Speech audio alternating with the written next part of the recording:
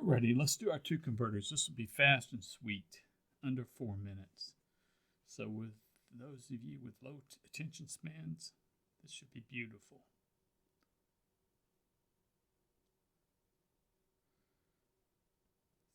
Both of our converters will inherit from IValueConverter.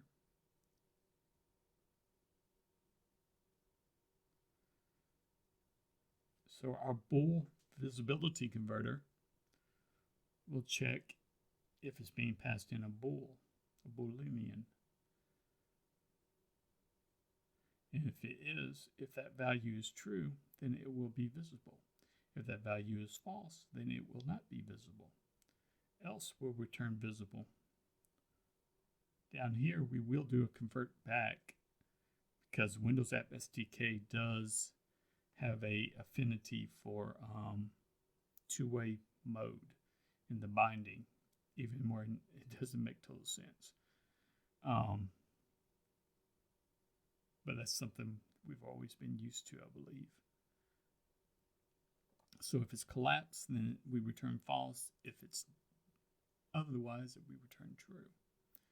In this case, we will, in the selected item converter, we will be returning a control for our view. This is a factory. It's a simple factory, but it's a factory. So don't hate. Just return the value. We won't have a convert back for this. I guess I should return the base item control, but if it's a segment, we're going to return a segment control. If it's a layer, we'll return a layer control.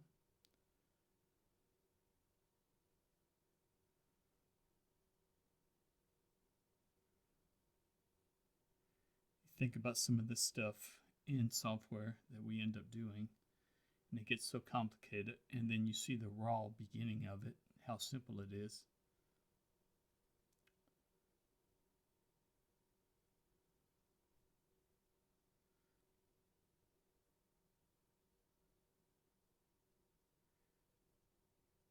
And it makes you kind of calm down a little bit, I believe. So now let's add our two values to our app.xaml file. We need to put a pointer into our namespace first. It'll be converters.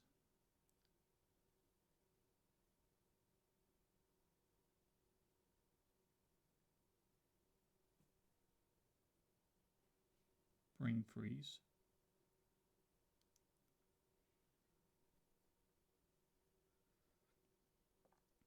Put our two keys out here. This way we can use these if we want to advance our project. I mean, we do use the segment parts control in two different places. So, in all actual fact though, in the second place we use the segment parts control, we actually have, it will be hard-coded. But still, you could